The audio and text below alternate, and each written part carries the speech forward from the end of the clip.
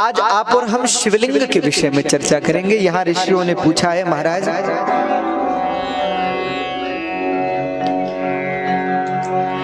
कथम लिंगम प्रतिष्ठाप्यम कथम वा तस्य लक्षणम कथम वा तत्समभ्यर्चम देशे काले च केनहि। कथम लिंगम प्रतिष्ठाप्यम, महाराज शिवलिंग की प्रतिष्ठा कैसे करनी चाहिए, और कथम वा तस्य लक्षणम, शिवलिंग के लक्षण क्या है, कथम वा तत्समभ्यर्चम, शिवलिंग का अर्चन कैसे करना चाहिए, देशे काले च केनहि, अलग अलग देश काल की परिस्थिति में कैसे पूजन करें, कैसे प्रतिष्ठा करें, क्या लक्षण है, कैसे शिवलिंग बनाएं, उन सब विषयों में आप हमें बताइए। अच्छा, बहुत माताओं का प्रश्न होता है कि क्या महाराज घर में शिवलिंग रख सकते हैं। बहुत ध्यान दीजिएगा, बाद में फिर कोई हमसे प्रश्न करेगा, इसलिए हम चाहते हैं पहले ही आप लोग श्रवण कर लें। बहुत लोग प्रश्न करते हैं, महाराज क्या घर पर शिवलिंग रख सकते हैं। माता जी बैठ जाइए, सामने से खड़े नहीं रहिए, बैठ जाइए। अच्छा देखो, हम ये नहीं कह रहे किसी को प्रणाम मत करो, लेकिन ये नियम है, दो जगह पर जहाँ कथा चल रही हो, सामने पुराण विराजमान हो, वहां किसी अन्य को प्रणाम नहीं करना चाहिए। दूसरा, भगवान के गर्भगृह में जहाँ भगवान का विग्रह मूर्ति विराजमान है, वहां किसी और को प्रणाम नहीं करना चाहिए। प्रणाम करने वाले को भी पाप लगता है और जिसको किया जाता है उसको भी पाप लगता है, अपराध लगता है। कथा में तो आप लोग आए तो सीधे बस मन से ही सबको प्रणाम करके और पीठ को प्रणाम करके अपनी जगह बैठ जाए। कथा पूरी हो उसके बाद बढ़िया गले मिलो, दंडवत प्रणाम करो, बिल्कुल चरणों में लेटकर प्रणाम करो, उसमें कोई मनाही नहीं, वो तो बहुत अच्छी बात है। वो तो हम कल आपको बोला भी कि भैया देखो प्रणाम सबको करना चाहिए। प्रणाम करने से क्या होता है, चार चीजें बढ़ती हैं, आयुर्विद्या यशो बलम, चत्वारि तस्य वर्धन्ते आयुर्विद्या यशो बलम। तो प्रणाम करो, लेकिन अभी जब कथा चल रही है, अब बताओ कोई आए, कोई गले मिल रहा है, कोई प्रणाम कर रहा है, तो वो ठीक नहीं है ना, अमर्यादित है।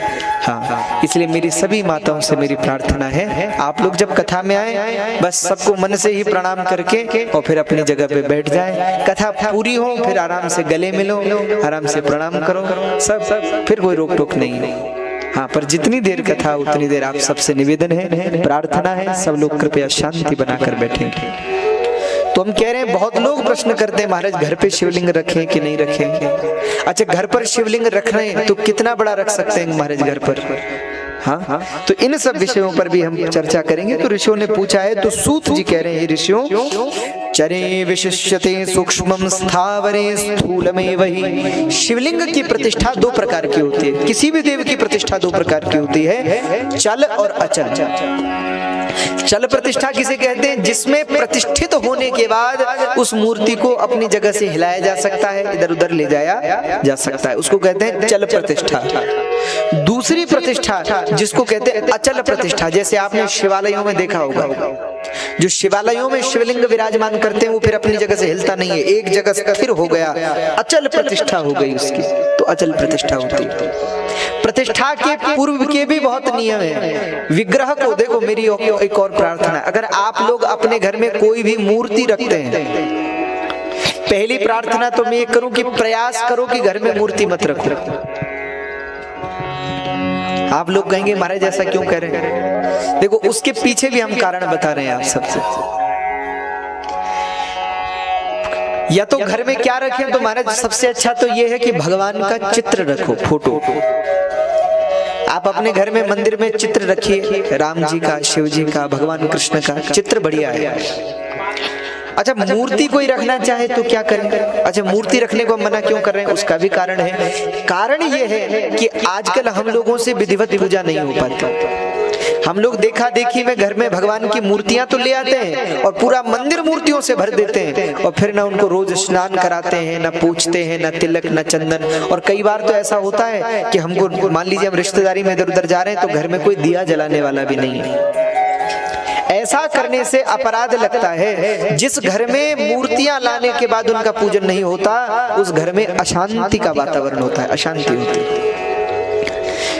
पूर्वकृत शास्त्रों में कथा देखने को मिलती है कि रावण के जीवन को लेकर एक चरित्र है बड़ा प्रसिद्ध मूर्तियों के विषय में, वो मैं आप सबको सुनाऊं, बहुत ध्यान दें। एक बार रावण ने एक बड़ा सुंदर देश था उस पर आक्रमण किया। दस्यु तो वो था ही, लुटेरा था, कहीं भी आक्रमण करता उस देश को लूट लेता। तो रावण ने उस देश की बहुत सारी संपत्ति को लूट लिया। और कहते हैं जब रावण के राक्षसों ने, हमिंग आ रही है, सीटी आ रही है, हल्की सी सीटी आ रही है, उसको ठीक कर। अच्छा, तो हमारे कहने का आशय है, रावण ने जब वहां से बहुत सा धन इत्यादि लेकर वो लंका की ओर आया, तो उस धन में ही उसी नगरी में कोई नरसिंह भगवान का मंदिर था। और राक्षस नास्तिक, उन्होंने उस मंदिर की मूर्ति को भी खजाने में रख लिया। सोने के नरसिंह भगवान की मूर्ति थी, और उस मूर्ति को लेकर के भी वो लंका में आ गए और धन की तरह लंका के खजाने में सब डाल दिया। कहते महाराज एक दो दिन हुआ, लंका में त्रासदी होने लगी, कहीं अकाल मृत्यु हो जाए, कहीं पर विवाद होने लगे, जनता में आक्रोश होने लगे, प्रजा में द्वंद्व छिड़ने लगा। रावण बड़ा चिंतित हुआ। रावण ने कहा भाई लंका में हो क्या रहा है, क्यों हो रहा है? कहते हैं रावण विद्वान तो था ही, तो उसने ब्रह्मा जी की आराधना की, तो ब्रह्मा जी प्रकट हुए। तो ब्रह्मा जी ने कहा भाई क्या चाहिए? रावण ने कहा महाराज ये बताइए मेरी नगरी में समस्या क्यों हो रही है? तो ब्रह्मा जी ने रावण से कहा था, बोले रावण तुम कोई मूर्ति अपनी लंका में ले आए हो कहीं से, वो प्रतिष्ठित मूर्ति है, पूजित मूर्ति है, और वो मूर्ति तुम लंका में लाए हो और वो तुम्हारे खजाने में पड़ी है, उसकी पूजा नहीं हो रही, इसलिए उसी के कारण तुम्हारी लंका में बड़ा ये जो कष्ट पीड़ा देखने को मिल रही है, ये जो समस्याएं देखने को मिल रही है, ये उसी के कारण है।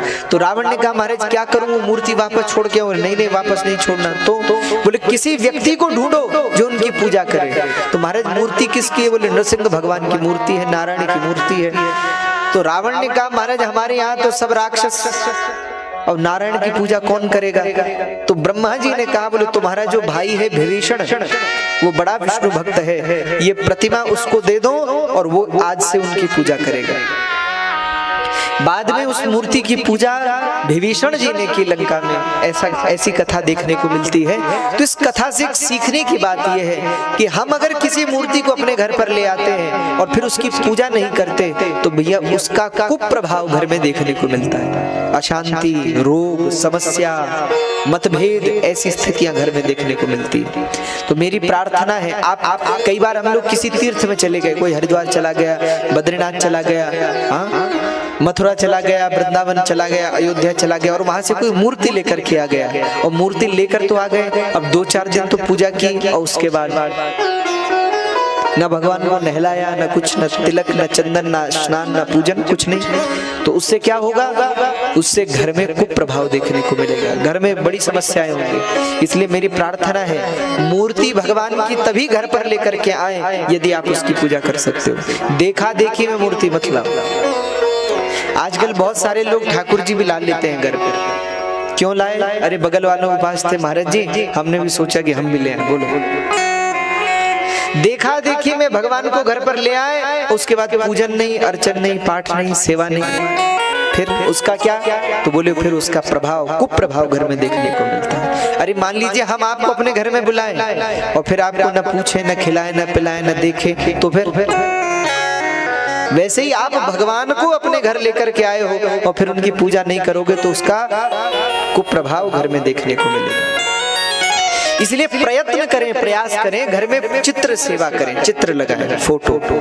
चित्र के बहुत नियम नहीं है, उसमें उतनी ही देर भगवान प्रकट होते हैं जितनी देर भगवान का आप आवाहन करते हो।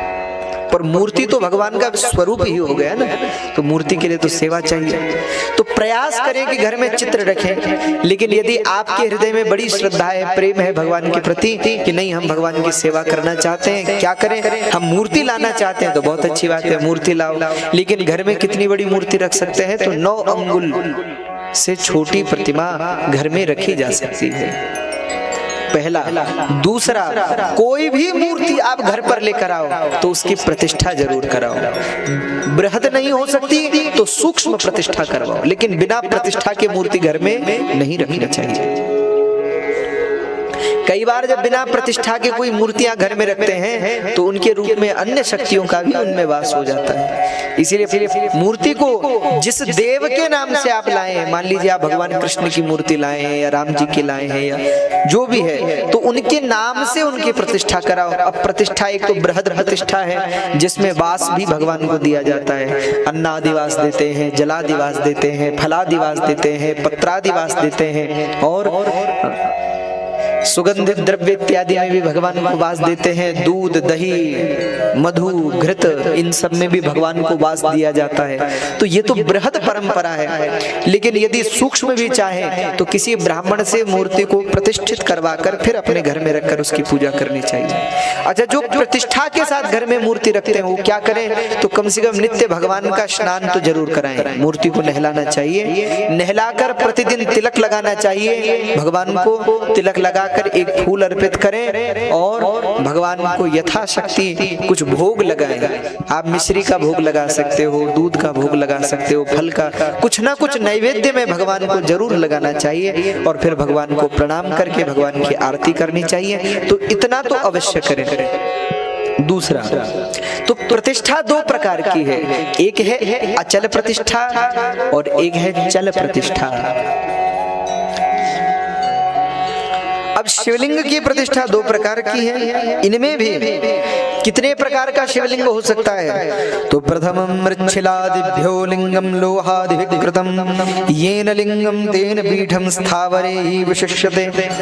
अब यहाँ शिव पुराण में बड़ी अच्छी बात कह रहे हैं सूत जी। सूत जी कह रहे हैं मिट्टी का शिवलिंग बना सकते हो, लोहे का शिवलिंग बना सकते हो, पत्थर का शिवलिंग बना सकते हो, सोने का शिवलिंग बना सकते हो, कोई और संपन्न है तो हीरे मोती का शिवलिंग बना सकते हो, रत्नादि का शिवलिंग बना सकते हो, हाँ काष्ठादि का भी शिवलिंग बना सकते हो। किसी भी धातु से शिवलिंग का निर्माण किया जा सकता है, कैसा भी शिवलिंग आप घर में रख सकते हो। हाँ, पर लेकिन हर शिवलिंग की पूजन की अलग अलग महिमा है। जो रत्न के शिवलिंग की पूजा करता है उसके घर में ऐश्वर्य होता है। मान लो पन्ने का शिवलिंग है, मणि माणिक्य का शिवलिंग है, तो जो रत्न का शिवलिंग घर में रखता है और रत्न के शिवलिंग की पूजा करता है उसके घर में धन, लक्ष्मी और ऐश्वर्य की वृद्धि होती है। दूसरा, अपने घर में जो पारे का शिवलिंग रखता है, जिनको पारदेश्वर कहते हैं, उनके घर में रहने से घर में यश की वृद्धि होती है, यश की प्राप्ति होती है। जो लोग अपने घर में स्फटिक का शिवलिंग रखते हैं, स्फटिक का शिवलिंग देखा है आपने, बिल्कुल श्वेत वर्ण का सफेद शिवलिंग जिसको कहते हैं स्फटिक का शिवलिंग, अपने घर में जो स्फटिक का शिवलिंग रखते हैं उनके घर में शांति होती है। यदि घर में बहुत मतभेद हो रहे हैं, विचार नहीं मिलते हैं, सबको क्रोध आता है, तो घर में स्फटिक का शिवलिंग रखो और स्फटिक के शिवलिंग की पूजा करो, तो स्फटिक के शिवलिंग का प्रभाव है। तो प्रथमं मृच्छिलादिभ्यो लिंगम लोहादिविकृतम। शिवलिंग किसी का भी बनाया जा सकता है, लेकिन एक विशिष्टता है, जिसका शिवलिंग, जिस पदार्थ से शिवलिंग बना हो उसी पदार्थ की जलेरी भी होनी चाहिए। या कह रहे हैं ये न लिंगम तेन पीठम स्थावरे ही विशिष्यते। बाणलिंग को छोड़कर अन्य जो लिंग है उनमें जिस धातु से शिवलिंग का निर्माण किया गया हो उसी धातु से जलहरी का भी निर्माण करना चाहिए। यानी जो नीचे का भाग शिवलिंग का है, जिसको आसन भी कहते हैं और जलहरी भी कहते हैं, उसका निर्माण करना चाहिए। साथ ही लिंगम पीठम चरेत्वेकम लिंगम बाणकृतं विना लिंगम प्रमाणम कर्तॄणाम द्वादशांगुलमुत्तमम। अपने घर में यदि शिवलिंग रखना चाहते हो तो अब दो प्रकार, अगर आप मंदिर में शिवलिंग रखना चाहते हो तो आप कितना भी बड़ा शिवलिंग रख सकते हो। आपने अगर घर के बाहर अलग मंदिर बनवा रखा है उसमें कितना भी बड़ा शिवलिंग रखा जा सकता है। 12 अंगुल से बड़ा होना चाहिए, 12 अंगुल से अधिक का हो तो आप कितना भी बड़ा शिवलिंग किसी मंदिर में विराजमान कर सकते हो। यदि 12 अंगुल से छोटा शिवलिंग कोई मंदिर में विराजमान करता है तो न्यूनम चेत फलम स्यादि अधिकम नैव दुष्यते, तो उसका फल कम हो जाता है। तो तो मंदिर में तो बड़ा शिवलिंग होना चाहिए। और यदि आप घर में शिवलिंग स्थापित कर रहे हो तो वो 12 अंगुल से छोटे का होना चाहिए। 1 अंगुष्ठ से बड़ा, 1 अंगुल से बड़ा हो और 12 अंगुल से छोटा हो, इतना शिवलिंग घर में विराजमान किया जा सकता है। आप घर में शिवलिंग रख सकते हो। लेकिन यदि शिवलिंग 12 अंगुल से बड़ा है तो उसको फिर घर में नहीं रख सकते, उसके लिए कोई अलग मंदिर का निर्माण करवाइए और उसमें वो शिवलिंग विराजमान करिए। अब बहुत समझने की बात है, बहुत ध्यान से सुनिएगा। घर में जितना छोटा शिवलिंग होगा उतना अधिक पुण्य देता है, उतना अधिक फल करता है, और मंदिर में जितना बड़ा शिवलिंग होगा उतना अधिक फल करता है। 12 अंगुल से अधिक का हो तो अधिक फलदायी होता है मंदिर में। तो इस प्रकार से शिवलिंग को आप अपने घर में अथवा स्थापित कर सकते हैं। अच्छा, बहुत लोग पूछते हैं क्या माताएं महाराज शिवलिंग को अपने घर में क्या माताएं शिवलिंग की पूजा कर सकती हैं? तो शिव पुराण ने स्पष्ट कहा है कि जाति मात्र, प्राणी मात्र, जीव मात्र भगवान शंकर के शिवलिंग की पूजा कर सकता है। माताएं भी कर सकती हैं, हाँ, किसी को दोष नहीं है, केवल पवित्र अवस्था हो। यदि आप पवित्र अवस्था में हैं तो कोई भी भगवान शिव की पूजा कर सकता है, शिवलिंग की पूजा कर सकता है। ऐसा स्पष्ट श्री शिव महापुराण में सूत जी ने कहा है। तो यदि कई माताएं जो हमसे पूछती हैं कि महाराज जी क्या हम शिव जी की पूजा कर सकती हैं, क्योंकि कई बार हम जल चढ़ाने मंदिर में जाते हैं, हमको रोक देते हैं, तो क्या ये ठीक है? देखो भैया, भगवान शंकर ने किसी में भेद नहीं किया। चतुर्वर्ण आश्रम के लोग, जब चारों वर्ण और चारों आश्रम के सभी लोग भगवान शंकर पर जल चढ़ा सकते हैं, शिव जी की पूजा कर सकते हैं, और अपने अपने वंश परंपरा के अनुरूप आगम और निगम दोनों प्रकार से भगवान शंकर की पूजा कर सकते हैं, जो जिसकी कुल परंपरा है। लेकिन शिव पूजा के लिए रोका किसी को नहीं गया। अच्छा, आप अगर दक्षिण भारत में जाएंगे तो दक्षिण भारत में अभी हम गए हुए थे, तो दक्षिण भारत में पंचलिंग है। जैसे अग्निलिंग है, जललिंग है, आकाशलिंग है, वैसे ही वहां एक लिंग है, उसका नाम है वायुलिंग। आप दक्षिण भारत में जाएंगे तो आपको दर्शन करने को मिलेगा। वायुलिंग को लेकर के कथा आती है कि जंगल के महाराज एक कोल भील परिवार में जन्मा एक बालक, उसको शिवजी से बड़ा प्रेम हुआ तो शिवजी की बड़ी पूजा करता था। अच्छा, हमारे भोलेनाथ बड़े भोले हैं, इतने भोले हैं, इतने भोले हैं कि वो नित्य आकर शिवजी की पूजा करता। तो एक दिन पंडित जी ने उसको रोक दिया कि भैया तुम क्यों यहाँ आते हो, क्यों पूजा करते हो? तुम छोटी जाति से हो, तुम भगवान शिव का स्पर्श नहीं कर सकते, शिव जी की पूजा नहीं कर सकते। और जब वो नहीं माना तो महाराज उसको अन्य लोगों से खूब पिटवाया, और उसका प्रभाव ये हुआ कि भगवान शंकर का जो शिवलिंग वहां विराजमान था, वायुलिंग, आज भी वो है, तो शिवलिंग की आंखों से रक्त बहने लगा। और जैसे उस भक्त ने ये देखा तो दौड़ करके गया और शंकर जी की आंख पर जो वो रक्त बह रहा था, खून बह रहा था, उसको पोंछा। और जैसे ही उसने आंख पोंछी तो क्या हुआ, बोले शिवलिंग पर जो लगी हुई आंख थी वो गिर गई। अब उस भक्त ने सोचा कि क्या करूं, तो उसने सोचा मेरे पास आंख है, अपनी आंख शिव जी को दे दूं। तो अपने बाण से अपनी आंख निकाली और शिवलिंग पर लगा दी। कहते हैं एक नेत्र ठीक हुआ, पर तभी दूसरी आंख से रक्त बहने लगा। जो उसने दूसरी आंख पोंछना चाहा तो दूसरी आंख भी गिर गई। अब वो घबरा गया कि अब क्या करूं, तो उसने सोचा मेरे पास एक और आंख है, ये भी शिव जी को लगा देता हूं। पर उस भक्त ने मन में विचार किया कि भाई एक आंख तो मैं पहले ही शिव जी को दे चुका हूं, अब दूसरी आंख यदि निकालूंगा तो मुझे दिखेगा कैसे कि ये आंख लगानी कहां है। तो उसने क्या किया कि अपने पैर के अंगूठे को शिवलिंग की आंख पर रख दिया और अपने एक बाण से अपनी दूसरी आंख निकाली, और जो आंख निकालने लगा साक्षात भगवान शंकर प्रकट हो गए। बोले शंकर भगवान की जय। और तब भगवान शंकर ने उसको मोक्ष की प्राप्ति करवाई, मोक्ष दिया। आज भी दक्षिण भारत में उसकी पूजा होती है, पर आप दक्षिण में जाएंगे तो आपको बड़ा आश्चर्य होगा। मैं जब पहली बार दक्षिण में गया, मुझे बड़ा आश्चर्य हुआ। एक घर में मैंने ऐसी एक चित्र लगा हुआ देखा, फोटो, जिसमें एक व्यक्ति अपने पैर को शिवलिंग पर रख करके खड़ा है और ऐसे बाण से आंख निकाल रहा है। तो मुझे तो बड़ा बुरा लगा कि बताओ, शिवलिंग पे पैर रख रहा है, ये कैसा चित्र लगाया है घर में। तो मैंने उनसे पूछा, तो उन्होंने कहा, महाराज जी हमारे यहाँ के बहुत बड़े भक्त हुए जिन्होंने शिव जी को आंख लगाने के लिए अपनी आंख को निकाल कर शिव जी पर लगा दी। तो आज भी उनकी दक्षिण भारत में पूजा होती है। तो कहने का अर्थ है, भगवान शंकर की पूजा सब कर सकते हैं। किसी भी वर्ण का, किसी भी आश्रम का व्यक्ति शिव जी की पूजा कर सकता है। स्त्री पुरुष सब शिवलिंग की पूजा कर सकते हैं। बस एक बात का ध्यान रखना है, अपवित्र किसी भी प्रकार से आप सूतक में हैं, पातक में हैं अथवा अपवित्र अवस्था में हैं, तब मंदिर में नहीं जाना चाहिए, तब भगवान का पूजन नहीं करना चाहिए। उसके अतिरिक्त कोई भी भगवान शंकर की पूजा कर सकता है।